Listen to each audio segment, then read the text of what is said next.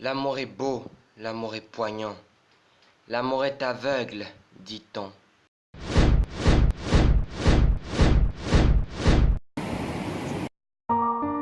Honnêtement, j'étais loin de m'imaginer où me conduirait l'amour.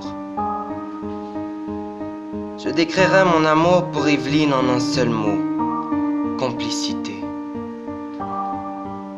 Elle était en une seule personne ma meilleure amie et l'amour de ma vie. Nous nous étions rencontrés, Evelyne et moi, il y avait de cela 3 ans, à une soirée organisée par des amis communs. Je me souviens qu'elle attira mon regard tel un aimant. Toutes les personnes autour me semblaient fades comparées à elle. Vous savez, quand on aime une personne, elle devient pour nous le centre de notre univers.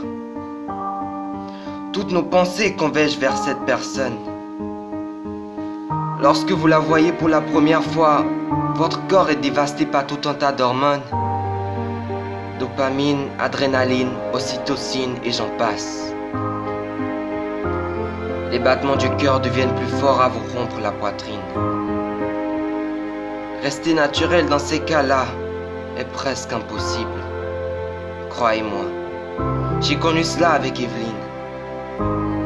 On s'est tout de suite attachés l'un à l'autre. On partageait les mêmes centres d'intérêt. Nos moments de rencontre se transformaient en bataille de sourires et de fous rires.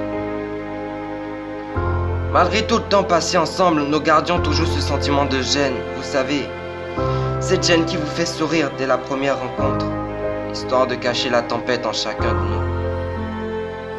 Je la découvrais un peu plus chaque jour. Je voulais la rendre heureuse.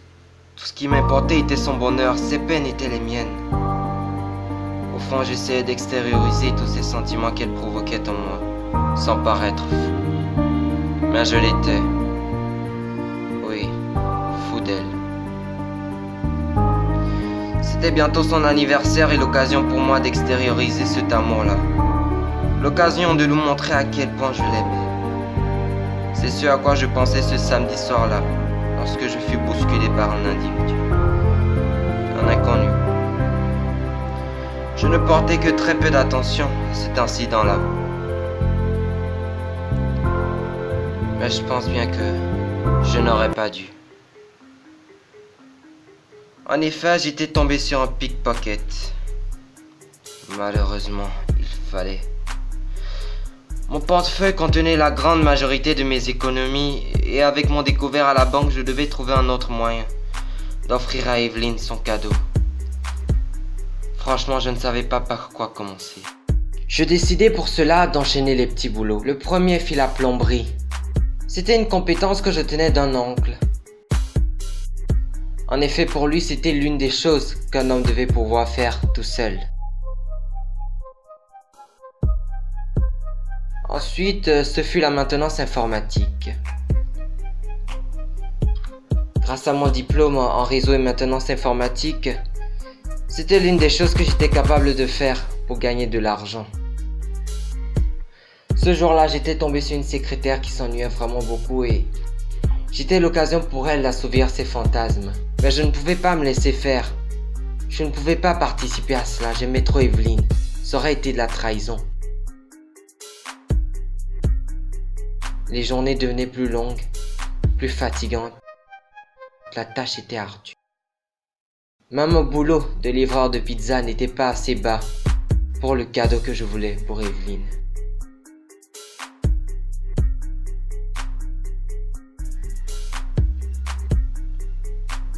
Plus les jours passaient,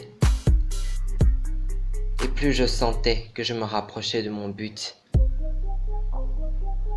Je me rapprochais de ce cadeau-là que je voulais pour Evelyne.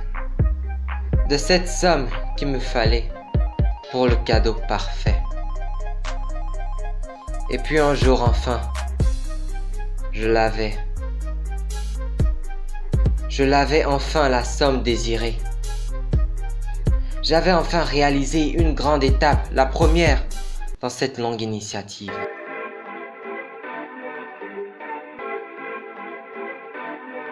Le jour suivant, par une belle matinée, Je me rendis en quête de ce cadeau-là, ce cadeau que je désirais pour ma bien-aimée.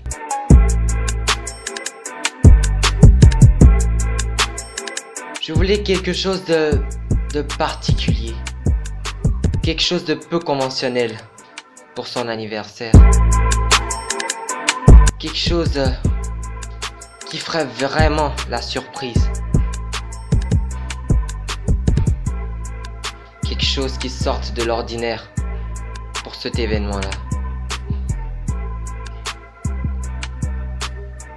Et je pensais, non, j'étais sûr que j'avais trouvé le cadeau parfait. Le cadeau de circonstance, la surprise parfaite.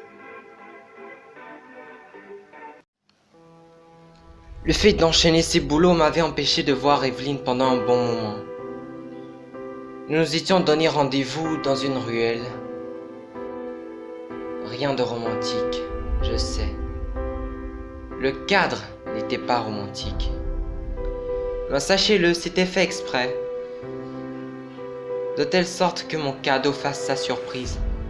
Que mon cadeau fasse son effet. Je m'empressais de le lui remettre. Je sentais en moi une énorme angoisse, mais en même temps une grande excitation. J'étais très impatient de le lui montrer, de voir sa réaction, de voir sa joie, son bonheur, son sourire quand elle le verrait. Mais malheureusement, ce ne fut pas le cas. Elle ne fut pas séduite par mon cadeau. Mais je ne pouvais pas baisser les bras. Je ne pouvais pas laisser tomber. Je devais pouvoir me racheter, réessayer. Il fallait que je le fasse, que je le sauve. Hélas,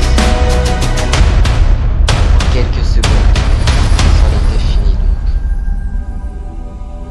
donc. Hémorragie interne, les médecins avaient conclu.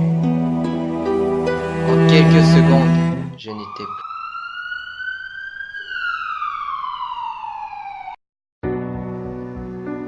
Je ne la verrai plus jamais, mon amour.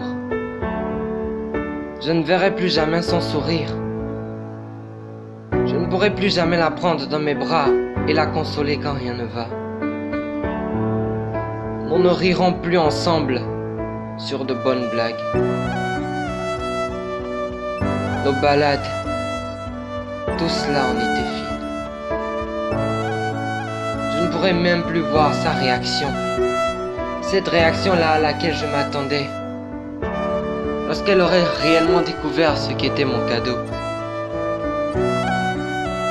Je ne pourrai plus jamais voir son bonheur. Evelyne, je voulais partager avec toi plus qu'un cadeau. Je voulais partager avec toi ma vie. Je voulais partager avec toi tellement plus. Mais il semble que tous mes actes, tous mes efforts, tout ce que j'avais fait jusque-là m'ont conduit à ma mort et à ta peine. C'est tellement injuste.